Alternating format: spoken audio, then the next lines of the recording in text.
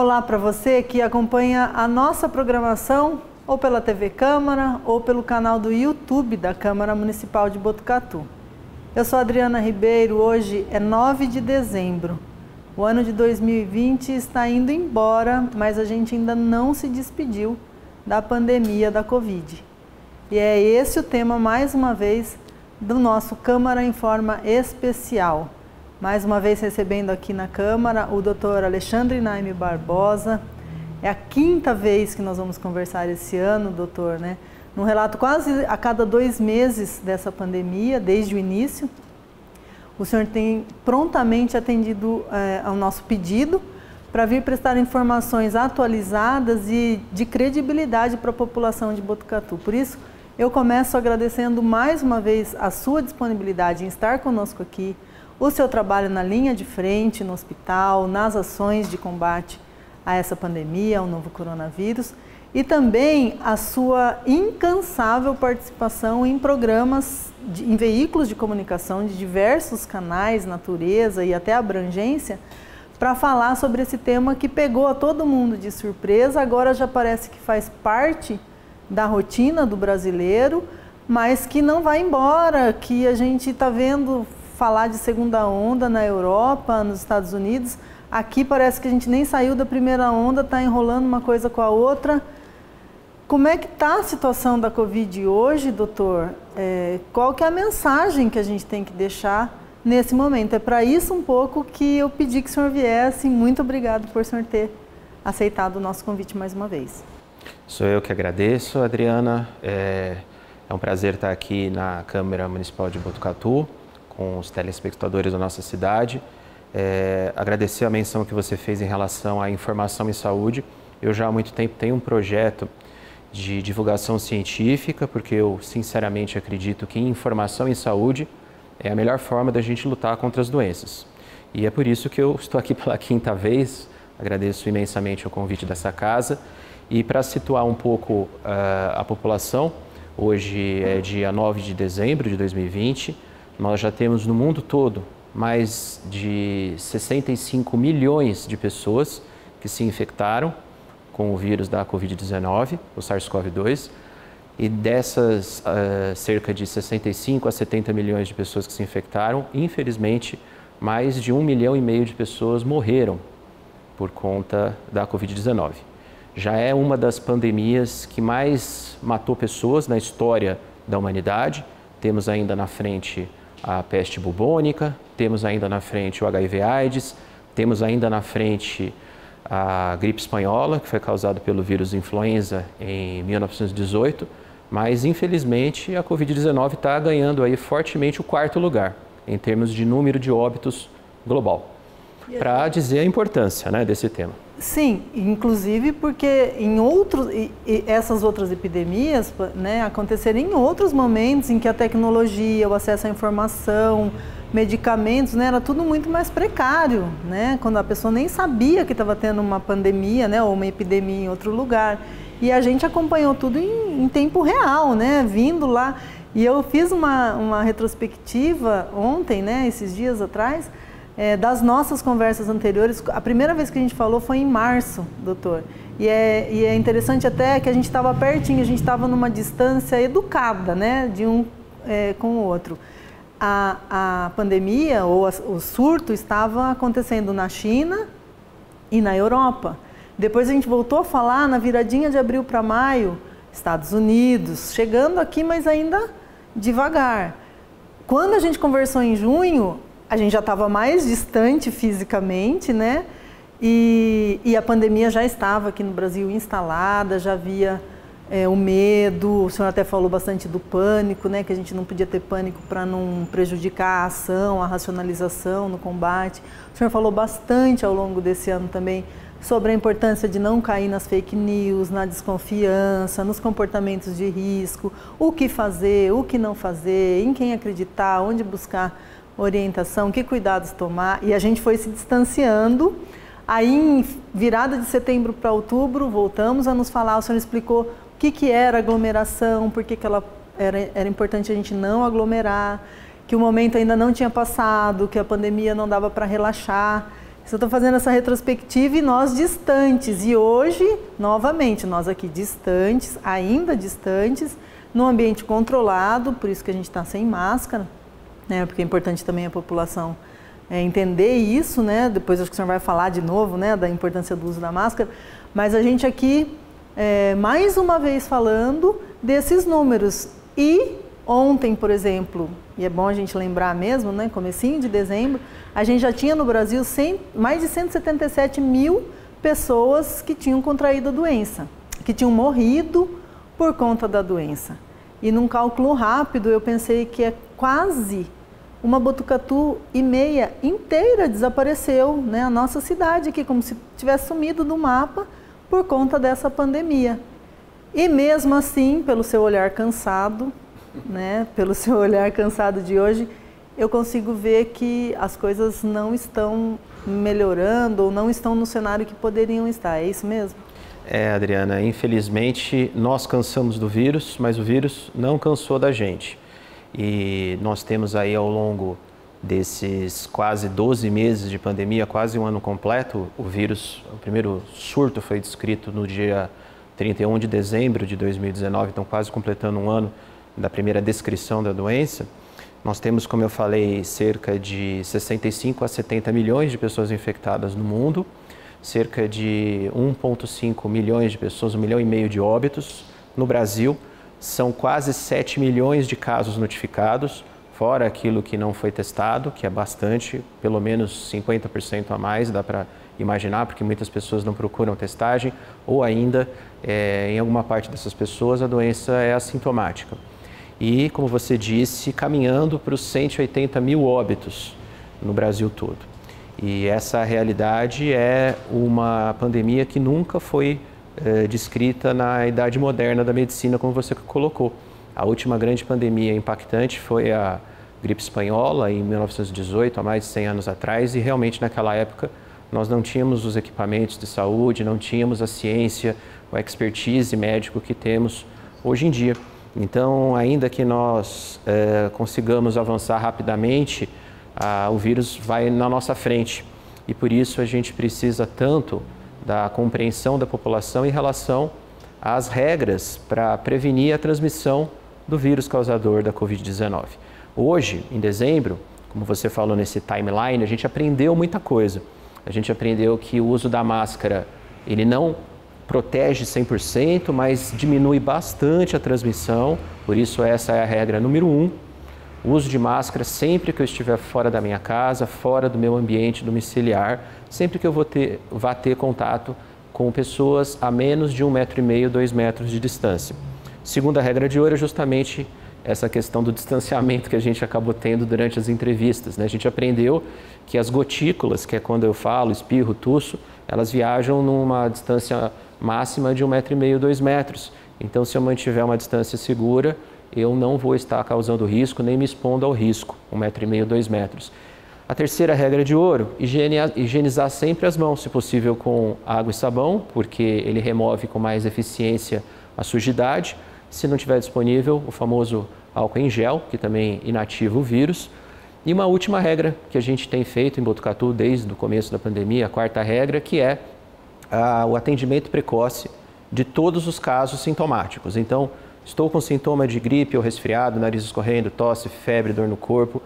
Aqui em Botucatu nós temos o Disque Covid, né, o 3811 1519. Uma equipe da prefeitura vai promover o atendimento por telefone, vai providenciar o agendamento da testagem, vai fazer toda uma orientação. E isso é fundamental por dois motivos. Primeiro, essa pessoa fica isolada, faz o teste e, se confirmado, a gente tem então uma pessoa que a gente pode monitorar com mais segurança para saber se ela vai ou não evoluir para as formas graves da doença. Então, isso previne óbito. Quanto mais cedo eu faço esse atendimento, se necessário, interno esse paciente, eu previno o óbito desses pacientes, é o que a gente tem feito. São essas 4 regras que a gente insiste que ainda são necessárias, porque ainda há um caminho, espero que curto, até a próxima grande ferramenta, a próxima grande medida que está para chegar, que são as vacinas.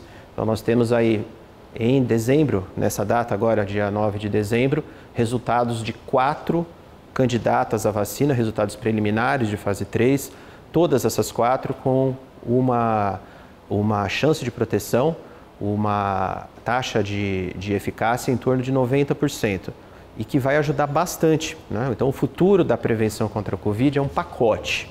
Vacina, que vai ter um impacto muito grande, redução em cerca de 90%, mais máscara, mais distanciamento, mais higiene das mãos, mais testagem e acompanhamento médico dos casos sintomáticos.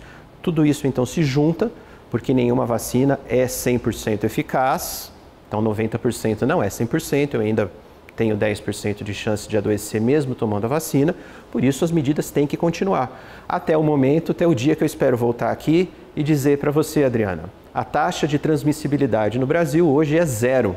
Não há mais transmissão da Covid no Brasil, aí a gente pode abrir mão dessas medidas de prevenção. Até lá é o que nós temos que fazer. Doutor, o senhor falou da taxa de transmissibilidade.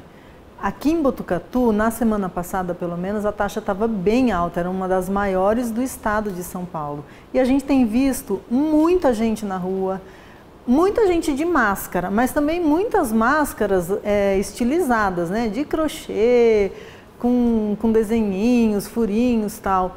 O senhor podia falar um pouquinho mais da nossa situação e de qual é o correto mesmo, né? Porque a máscara, ela não é um acessório estético, né? Nesse caso, ela é fundamental e pode ser a diferença mesmo para você contrair ou não esse vírus, que continua sendo imprevisível também, né? O que está acontecendo no Brasil como um todo e também na nossa cidade, Botucatu, é que durante o final de agosto, durante o mês de setembro, a taxa de transmissibilidade, que a gente chama de R, ou seja, quantas pessoas se infectam por dia a partir de um caso confirmado, ela estava caindo, estava inferior a 1, o que significava que uma pessoa portadora da Covid transmitia para menos de uma pessoa por dia. Isso era muito bom, a gente estava muito otimista, essa taxa teve realmente uma tendência de queda até meados de outubro, quando começou a subir. Não importa o nome que a gente dê isso, segunda onda, repique, retomada, o fato é que essa taxa começou a subir, já está muito acima de 1 em várias cidades do Brasil, incluindo Botucatu, e o principal perfil epidemiológico, a principal personagem desse aumento do número de casos, segundo os estudos que a gente está fazendo, inclusive em Botucatu, são de jovens, a faixa etária entre 15 a 27 anos. Então são pessoas que não têm uma predileção, não têm uma disposição mais importante para adoecimento e talvez por isso tenha uma percepção menor de risco, acaba pensando, bom, se eu não vou ficar doente, vou participar de encontros que eu estou com saudade, festas, aniversários, casamentos, todo tipo de reunião social e sem o uso das medidas de proteção. Então, esse número de casos novos aumentou substancialmente nessa faixa etária, que a gente sabe que realmente está mais cansada de não ter esses encontros sociais e tem menos percepção de risco. Mas o problema, na verdade, desse aumento de números de jovens não aflige só essa população. Uma hora, esses jovens vão acabar infectando pessoas próximas, inclusive parentes, pais, mães, tios, avós, com esse vírus. Uma hora a conta chega para os contatos próximos. Então é por isso que, infelizmente, em muitas cidades, incluindo Botucatu, a taxa de internação por Covid voltou a subir. Em algumas cidades subiu a ponto de lotar as enfermarias do UTI, como Sorocaba, Itapetininga, Itapeva. Botucatu ainda houve um aumento de casos de enfermaria, ainda não tanto em UTI, esperamos que não suba, que a gente não quer usar os leitos que a gente tem vagos, mas uma hora isso pode acontecer. Fora que existe a possibilidade, ainda que rara, mas existe, de Covid grave em paciente jovem. Vou citar o fato, há 2 semanas atrás nós tivemos internado um munícipe de 28, 29 anos, que precisou ficar cerca de 14 dias, precisou de alto fluxo de oxigênio, teve uma Covid grave, não precisou ir para a UTI, não precisou ser entubado, mas foi por muito pouco. Ou seja, ele não tinha comorbidade nenhuma, não era obeso, não era hipertenso, não era diabético. Casos isolados, raros, podem acontecer. Então, os jovens têm 2 motivos para evitar aglomeração, para evitar esse tipo de evento sem medidas de prevenção. O primeiro é empatia. Por que eu vou transmitir o vírus para minha mãe, para meu pai, para minha avó? Teve um episódio que eu pessoalmente estive envolvido, que eu fui o médico assistente de uma família, que um jovem de menos de 30 anos se infectou e levou o vírus para a mãe, que estava em casa já isolada há 6 meses sem pôr o nariz para fora de casa. Por sorte, não tem outra palavra, essa senhora de 60 e quase 70 anos não teve Covid grave, pôde ficar em casa sendo observada apenas ambulatorialmente, mas é um exemplo que eu dou para mostrar que às vezes a gente vai levar a doença para um ente querido. Esse é o primeiro motivo. O segundo é lógico, né? Azar sempre acontece, algum dos jovens também pode ter a Covid grave. Então essa é a mensagem que fica, nós já sabemos alguma coisa substancialmente científica da Covid-19 para poder evitá-la. E não é tão difícil assim, vamos concordar, né, Adriana? Usar máscara de forma consistente, fazer o distanciamento social, como a gente está fazendo aqui nessa entrevista, e higienizar sempre as mãos. Qualquer dúvida, se você achar que você está com sintoma suspeito de Covid, resfriado leve, sintoma de gripe, ligue para o Disco Covid, o 3811-1519, que a equipe da Prefeitura está mais do que capacitada para fazer esse atendimento e a testagem. Doutor, e sobre as máscaras customizadas ou as que não são essas usuais de pano, mais grossas, tem alguma orientação especial? Nós temos a orientação de uso de máscara de tecido pela população em geral. Não é uma máscara ideal, não é uma máscara que tenha proteção, por exemplo, de uma máscara cirúrgica ou da famosa N95, que deve ser usada apenas por profissionais da área da saúde, mas ela protege em algum grau, principalmente se as duas pessoas estiverem usando. A única máscara que não deve ser usada, desenho, essas coisas, tudo bem, não tem problema nenhum. A única máscara que não deve ser usada é aquela que tem buracos, como por exemplo a máscara de crochê, né? Então não faz o menor sentido usar uma máscara de crochê, porque você vai ter orifícios que são inerentes a esse tipo de material e que a gotícula vai acabar chegando na sua boca ou nariz. Então, a ideia da máscara, é óbvio, é evitar que a mucosa do nariz e a mucosa da boca esteja exposta às gotículas quando você estiver próximo de alguém. Esse é o modo de operandes da máscara. Então, se eu tenho uma máscara de crochê, ela não vai funcionar. Ou, como você citou, Adriana, se a pessoa está usando a máscara cobrindo só a boca, o nariz vai ficar descoberto. Ou pior ainda, cobrindo só o queixo não faz função nenhuma. Só se for de babador, porque o nariz e a boca vão estar completamente desprotegidos. Bom, a outra coisa que o senhor falou, né, quando o senhor disse do grupo agora que está sendo alvo, né, os jovens entre 15 e 27, 29 anos, né, da imprevisibilidade, de como é que vai evoluir, isso vale para todo mundo, né, porque a doença ela está sendo mais conhecida, mas a gente também não sabe se a gente pegar, né, uma pessoa de 30 ou de 40 anos pegar 100 comorbidades, qual vai ser a evolução. E a gente já viu também que tem pessoas que têm comorbidades, têm todo um quadro negativo e passam isentos, né, ou passam bem pela Covid. Existe já, doutor, algum estudo sobre as sequelas? Porque eu andei lendo algumas coisas da FAPESP, da CAPES, que já tem estudos de sequelas irreversíveis, inclusive nos assintomáticos. Isso procede?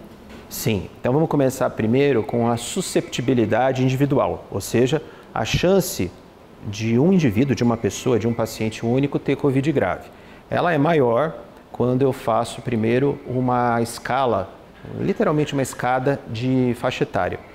Ou seja, 80 anos tem mais risco de Covid grave e óbito do que alguém acima de 70 e, respectivamente, acima de 60 e 50. Abaixo de 50 a gente não vê mais esse fenômeno. Outra variável que conta muito, a variável das comorbidades. Então, a gente conhece algumas que são isoladamente, mesmo que o indivíduo seja fora dessa faixa etária de risco que eu falei, acima de 50 anos, que pode ter Covid grave. Então, obesidade, hipertensão, diabetes, doença pulmonar obstrutiva crônica, enfisema pulmonar, que é aquela sequela que fica do tabagismo crônico, da pessoa que fuma durante muito tempo, alguns tipos de tratamento imunossupressor para câncer. Então, todas essas são algumas categorias de risco que a gente conhece bem. E avaliando pessoas que estão fora dessa faixa, dessas duas situações que eu disse, ou faixa etária maior ou comorbidades, a gente começou a olhar os genes, a genética, como funciona o sistema imunológico, como o nosso DNA regula a genética desses indivíduos jovens que têm Covid grave. E existem já algumas alterações que se mostram padrão. Então, existe pessoas que nasceram imunologicamente mais propensas, mais suscetíveis a ter Covid grave. Esses testes genéticos, inclusive, já tem laboratório particular fazendo para saber se mesmo jovem eu tenho chance de evoluir para Covid grave. É uma mutação, é uma alteração rara, mas como eu disse, se eu tenho aí 65, 70 milhões de pessoas infectadas no mundo, lembrando que o número de casos novos sempre tem subestimado, porque nem todo mundo faz teste, é óbvio que nós vamos ter algumas dezenas de casos fora desses padrões de maior suscetibilidade fenotípico, que a gente fala que é a idade e as comorbidades. Segunda pergunta, sequela. Hoje a gente já tem descrito, nós estamos fazendo, inclusive aqui na Unesp, vários trabalhos sobre a síndrome pós-Covid. O que é isso? São sequelas que ficam em alguns órgãos nas pessoas que tiveram ou Covid leve ou Covid grave. Essas sequelas são principalmente sequelas pulmonares, então tem paciente que ao sair da internação não consegue recuperar a capacidade de oxigenação do pulmão, tem que ir embora para casa com oxigênio, porque a infecção do pulmão, a pneumonia viral, que é causada pelo vírus da Covid-19, deixa uma sequela, deixa uma cicatriz que exige que esse indivíduo fique dependente de O2. Um outro órgão bastante acometido, o coração. Estão cada vez mais frequentes os casos de infarto e arritmias causadas pela inflamação que esse vírus leva na fase mais crítica da doença, nos pacientes que ficam em UTI. Vários casos de infarto em pessoas que tiveram Covid. E essa manifestação cardíaca pode, às vezes, se tornar, pela gênese dela, pela questão de formação de trombo, em manifestações de sistema nervoso central, principalmente AVC, AVE ou, mais popularmente, derrame, o derrame cerebral. Pela formação de coágulos, o vírus, entre aspas, deixa o sangue mais fácil de coagular e esses trombos, esses coágulos podem parar no coração, causando infarto, ou no cérebro, causando o tal do derrame. Infelizmente, mesmo em pessoas jovens, isso pode acontecer. E a última sequela que a gente está começando a aprender a longo prazo é uma sequela mais relacionada também ao sistema nervoso central, mas mais relacionada à encefalite. Encefalite significa infecção do cérebro ou inflamação do cérebro. Os pacientes com Covid-19 muitas vezes chegam somente com queixa de cefaleia, de dor de cabeça forte, letargia, ou seja, lentificação no raciocínio, não conseguem mais, por exemplo, fazer atividades que exigem mais habilidade mental, como contas, como, por exemplo, tem um paciente que é contador, trabalha com a área contábil, ele não consegue mais trabalhar com a mesma desenvoltura que antes. Alguns pacientes que são professores, que usam mais o intelecto no dia a dia. Então, todas essas manifestações clínicas, é lógico, a gente está aprendendo, chamou genericamente de síndrome pós-Covid, mas são complicações a médio e longo prazo que podem acontecer após um episódio de doença aguda, mostrando que a Covid-19 não é tão simples como muitos imaginaram no começo da pandemia.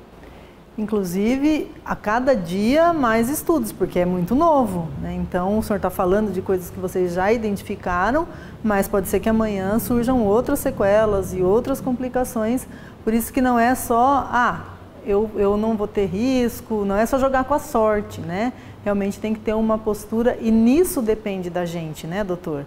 Porque quando o senhor falou do panorama, eu acredito que seja para 2021, de quase um novo normal, então no pacotão, né, que o senhor falou, máscara, higienização das mãos, não aglomerar, o distanciamento, esse respeito, essa empatia, neste momento que a gente está vivendo, dependem exclusivamente da gente, não é o governo, não é o prefeito, não é o Papa, não é ninguém que vai te colocar em casa e te colocar respeitando essas regras. A vacina já não depende só da gente, que seria a cereja do bolo, vamos assim dizer, que está todo mundo esperando. E o que eu pergunto para o senhor, quando sair a vacina, que seja em janeiro, que seja em março, que seja em 2021, quando sair, né? Ela vai demorar um pouco para chegar a mim, por exemplo, vai demorar mais do que ao senhor que está lá na linha de frente. Então, a gente também não pode ficar relevando ou segurando a vida, ou apostando todas as fichas na tal da vacina, né? A gente vai ter que tomar a rédea mesmo. Essa colocação que você fez, Adriana, é perfeita, da responsabilidade da cidadania que cada um de nós temos que ter em relação às medidas de prevenção.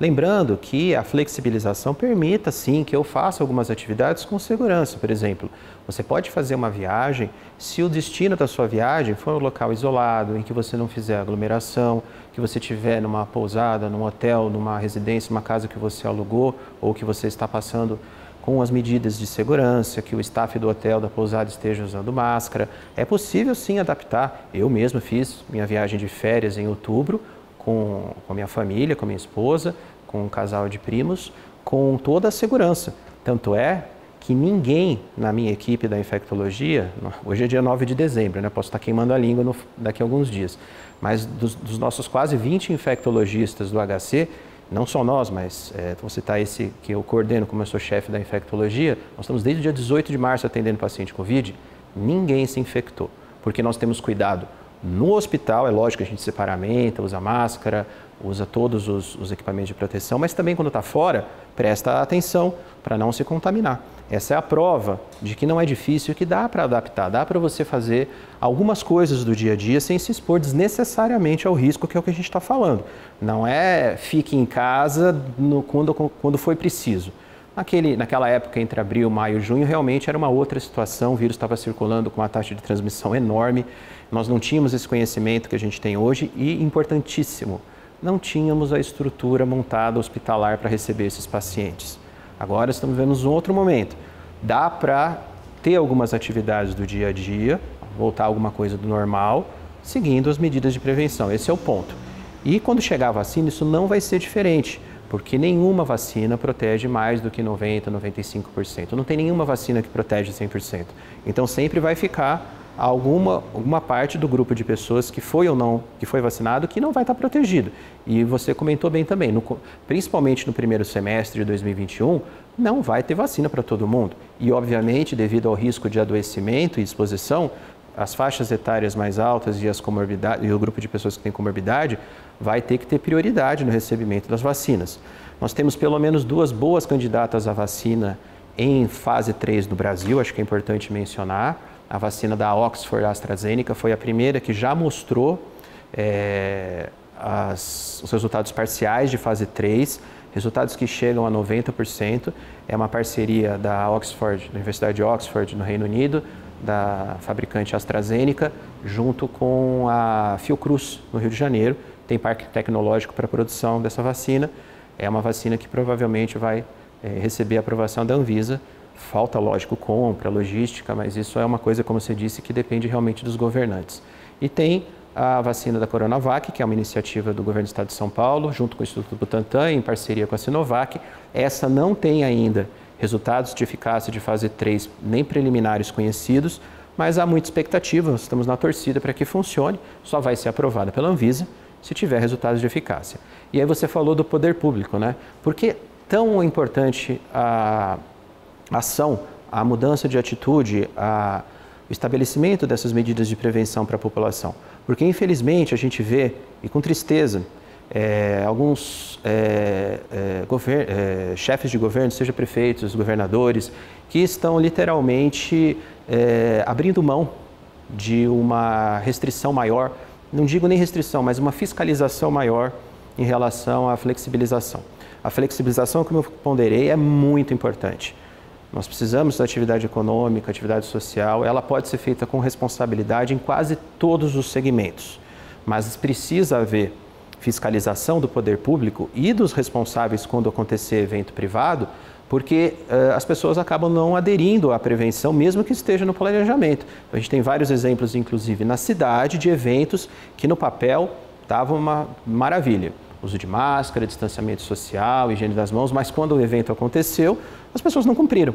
Então falta fiscalização e tristemente a gente vê que alguns prefeitos e governadores estão abrindo mão disso, talvez por questões políticas, e se somando à falta de mudança de hábito da população, a somatória é esse resultado triste de aumento de número de casos e aumento do número de óbitos que a gente está de novo vendo no Brasil.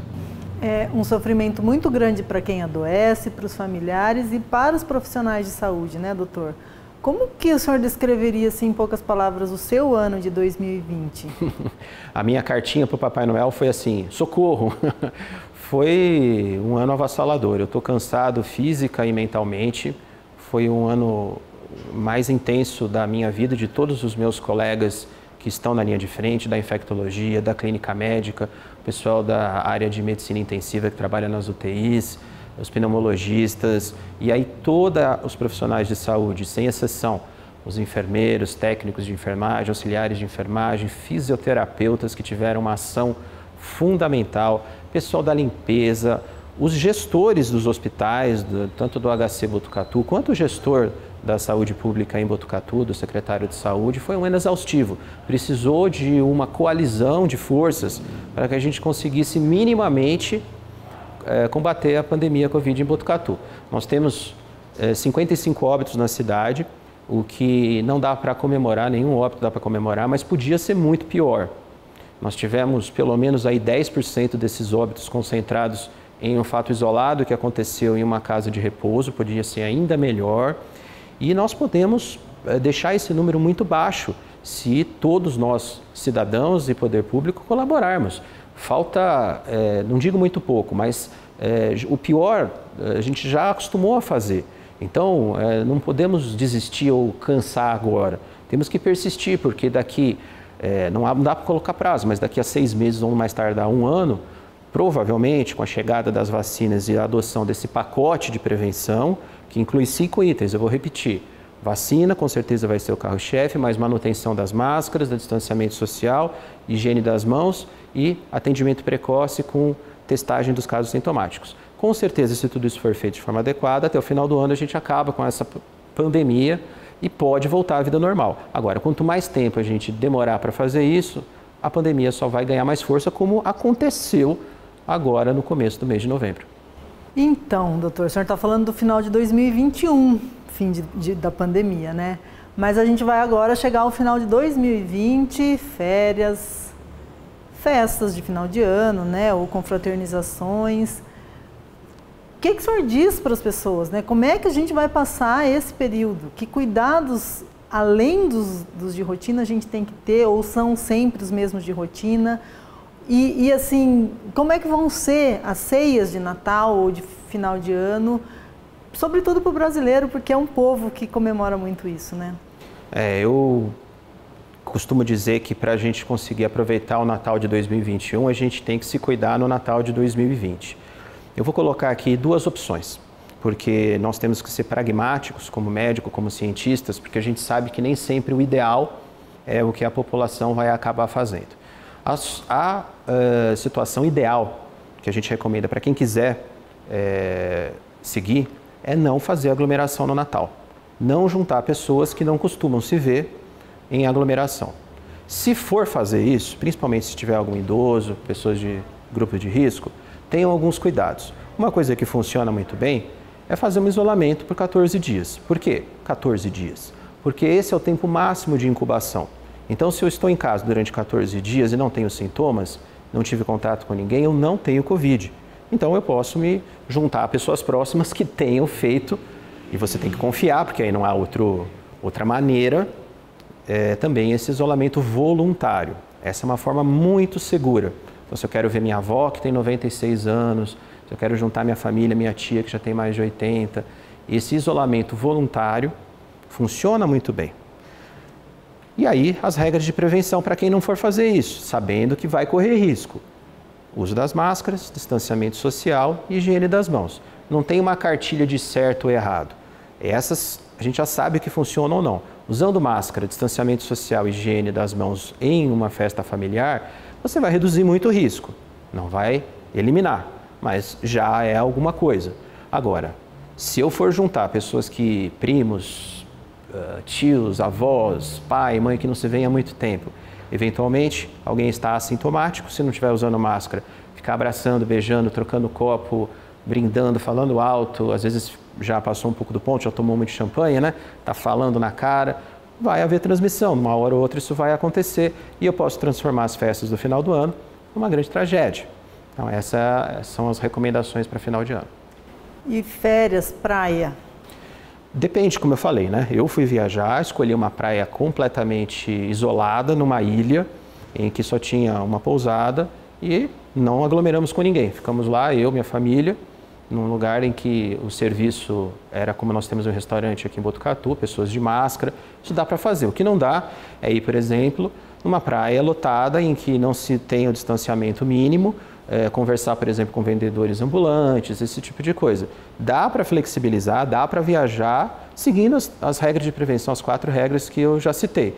Então, tudo vai dentro do bom senso das pessoas. Repetindo que a flexibilização ela é necessária por conta da economia, por conta da questão social, e ela deve ser exercida com responsabilidade, não podemos banalizar. Não é porque eu estou cansado, não aguento mais, que eu vou simplesmente abandonar as medidas de segurança.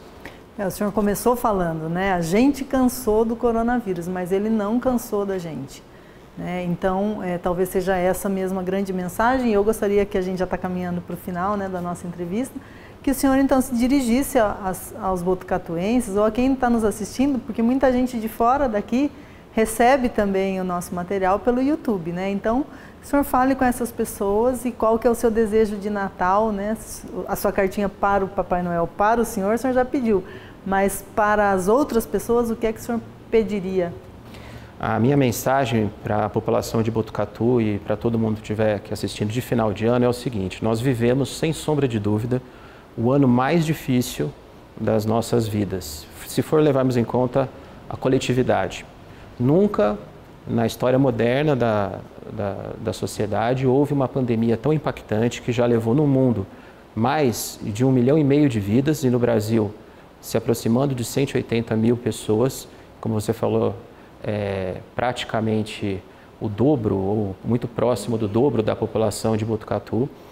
Nós estamos caminhando para um futuro mais otimista, porque boas candidatas à vacina estão no nosso horizonte. Nós temos a vacina da Moderna, a vacina da Pfizer, a vacina da Oxford, da AstraZeneca e a vacina russa da Sputnik, já com resultados de fase 3 publicados, ainda que preliminares, com boa taxa de proteção. Então, nós temos mais algum caminho. Não há tempo de previsão acertado. Pode ser 6 meses, pode ser 1 ano. Mas nós já vivemos uma tragédia muito grande. A gente pode minimizar isso. Então, meu pedido para a população de Botucatu e quem estiver assistindo é que continue usando esse pacote de prevenção, as 4 medidas que eu citei: uso de máscara, distanciamento social, higiene das mãos, acompanhamento médico precoce, testagem em casos de sintomáticos. E assim que a vacina chegar, a gente junta tudo e um dia a gente volta aqui. Eu faço questão que você me convide, Adriana, para a gente comemorar e falar: a taxa de transmissão da Covid-19 em Botucatu, no Brasil, é 0. E aí sim a gente pode voltar para o nosso antigo normal, que a gente está com tanta saudade.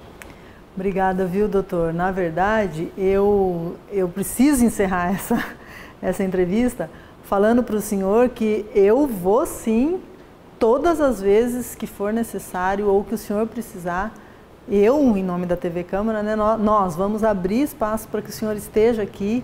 A gente acompanha o seu trabalho também nas redes sociais.